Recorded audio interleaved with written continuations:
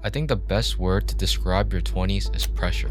Pressure to live a certain lifestyle, pressure to have accomplished a lot. Every choice feels like it carries a tremendous amount of weight because we're supposed to be investing into our future. But as we get older, it feels like we have less and less time. 2 years ago, I entered my 20s, and ever since then, time has been flying by. Gone are the days where my main concerns were the patch updates in League of Legends. Now it's about investing time. Every year now becomes a measuring stick between where you are and where you should be. It becomes constant pressure to invest your time well. Time stops feeling like something you have, but rather something you're using. Each year starts to become a reminder of how far behind we are compared to everyone else. And somehow it feels as though everyone but you has their life figured out. When you're in your 20s, everyone around you seems to be living completely different lives from one another. Some people are getting married, having kids by 28. Others are grinding, furthering their career and money. Some are chasing their dreams, betting on what they love. And some feel stuck living with regret, unfulfilled by the work they chose. Then there are people who made it by 23, driving cars that I can't even pronounce. And you'll wonder to yourself,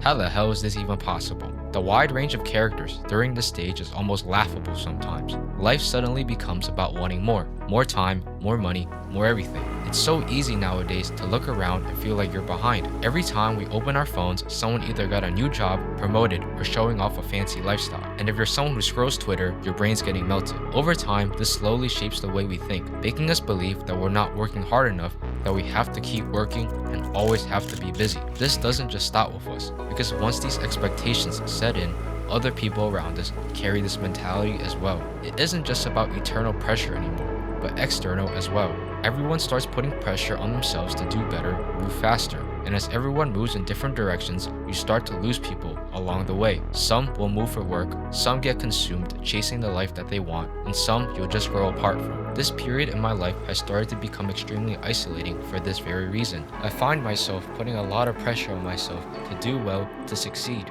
reliving my own shortcomings and wishing I did better, trapping myself within my own head, overthinking about every little detail, and wishing that things were different. Being in your 20s is all about pressure, and that pressure stems from our desires to achieve our goals as soon as possible. We're under the impression that time is limited, and unless we reach certain milestones by a certain age, we won't have the ability to do the things we want, whether that's to travel, spend more time with family, or take on risks. It's always, once I accomplish this, then I can do this. But once that time comes, there will always be another obstacle you put in front of yourself to prevent you from actually doing the things you want to do. When I get that job, then I'll spend more time with family. Once I learn how to edit, then I'll start to post.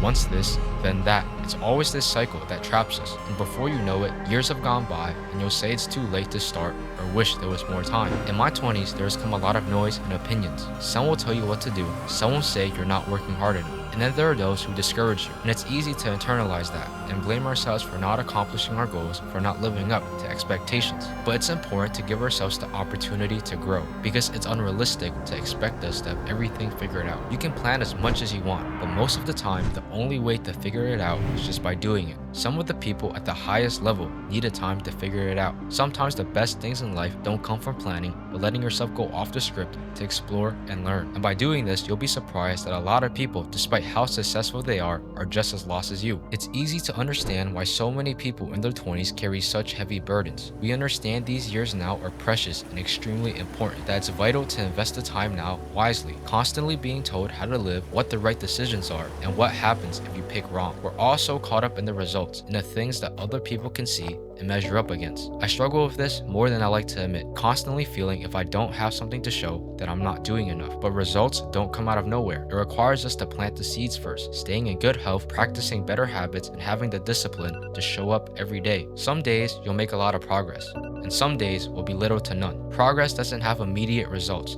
There's no reward in the moment for recording the video, for writing the script, for putting yourself out there. And I honestly think that's the story of what being 20 is all about. Planting the seeds, investing into the foundation so that in the future it grows into something big. But the process is slow and painful. Even someone like Warren Buffett, who was one of the greatest investors of this generation, built a majority of his wealth later in his life. Not because he started late, but because he stayed consistent enough for compounding to take effect. The same principle can be applied to the actions we take. In the moment, the actions we take don't feel important, but it compounds. It starts small and then everything at once. This could look like hard work meeting opportunity, reaching certain personal milestones, or your sacrifices giving you the opportunity to be able to do the things you want. I often have to remind myself that this is all part of the process, and the most important thing is to stay the course. Pressure isn't the problem itself, it's proof that we care about the things we want, but it's the way we measure it that causes this endless loop of negativity for ourselves. The questions we ask shouldn't be, why am I so behind?